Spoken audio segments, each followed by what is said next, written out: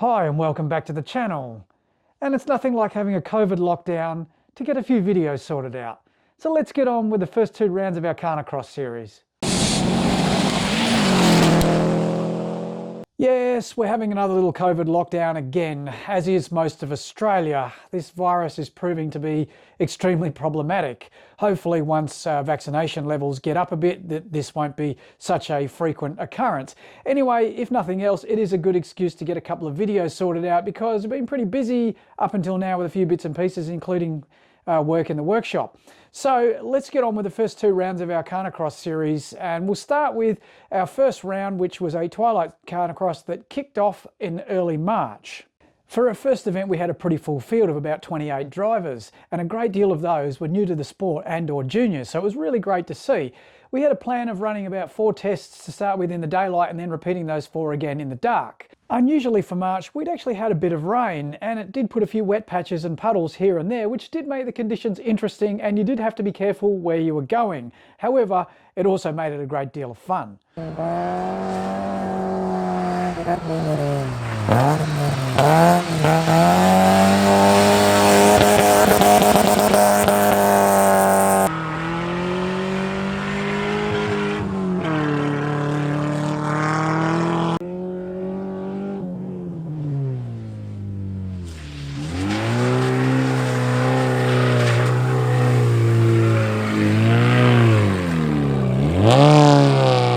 So as always, let's go backwards with the top 10. In 10th place was Tiana Chapman. She swapped her 4-wheel drive WRX for a 2-wheel drive Impreza to gain more experience for her rally championship this year.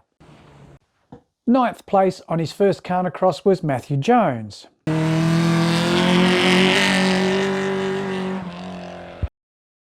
Graham Mogg finished the Twilight Khanacross in 8th place in his Hyundai Excel. Jack Ryan came in a tidy 7th place in his WRX, and if you want to see the video series on that, then I'll put a link somewhere here on how that car was built. The ever neat and fast Bob Percival grabbed 6th place in his Hyundai Excel. Stuart Hewer tried very hard on this event, probably a little bit too hard. However, he was the highest place of the 2-wheel drives, finishing 5th in his Hyundai Excel. 4th place and the start of the 4-wheel drive charge. It went to Mick O'Mahony in his WRX. Steve Champion was driving a Laser TX3. I used to have one of these as a road car, so I know how much fun they actually are, and he did very well on his very first event and finished 3rd. Now some may think these results are a little bit rigged because the top 2 places were taken by rally action drivers in rally action cars. So 2nd place went to Karen Russell. She was the highest placed lady. Well done, Karen. And 1st place went to Mark Kelty, also in a WRX. Now I can assure you this wasn't rigged, and both of these guys genuinely finished in the positions. Moving straight on to our round 2 Khanacross was an all daylight event. This time around our numbers were considerably down. Probably had a little bit to do with the fact that we ran on Mother's Day in May. Again, we'd had a fair bit of rain, and when I mean a fair bit, I mean a lot. Although surprisingly, our Khanacross tracks were fairly dry. They weren't too bad. There's only a couple of little spots here and there, whereas our rally sprint stage that we were supposed to run the next day, well, that was flooded in a number of places, so we didn't run the rally sprint. At our round 1 Twilight Khanacross, we really didn't have too many penalties. However, this event we had quite a few. There was a few wrong ways in there, and there was a few where people came roaring up to the garage and stomped on the brakes and slid the car right through the garage and gained themselves 10 seconds. Before I get into top 10, I'm going to talk about the juniors, because in the last couple of events, and certainly as a whole, we've been having quite a few of them. This time around, 13th and 10th place were actually taken by juniors. 13th place went to Charlie Stratus in his Mitsubishi Lancer. 12th place went to Lacey Hewer in a shared Hyundai Excel. 11th place went to brother Jamison Hewer, so Jamie has finally overtaken Lacey in the standings. Into our top 10, and it was taken by a junior. 10th place went to Oakley Percival in his shared Hyundai Excel.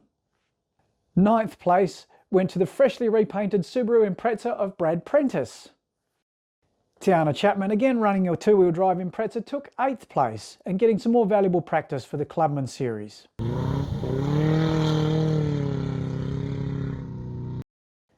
7th place went to Nicholas Stratus in the Mitsubishi Lancer. In 6th place was Graham Mogg, who was sharing the Impreza with Tiana Chapman for this one.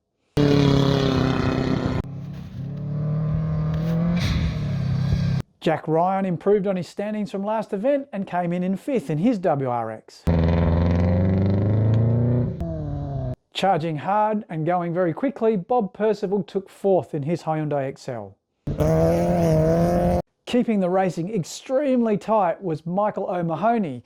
He finished in 3rd place by just 0.93 seconds. Stuart Hewer kept things neat and tidy and very quick on this one and was the highest placed two-wheel drive, finishing in 2nd place in his Excel. And that left the top spot, and it was taken by Steve Champion in his Laser TX3 on only his 2nd ever Khanacross. Okay, so that's how the first 2 rounds of our Khanacross series have panned out. Hopefully we won't get any more interference from COVID and we can run our next one, which is due to run at the end of July, early August. Fingers crossed for that. We'd like to keep running motorsport, a bit like we did last year.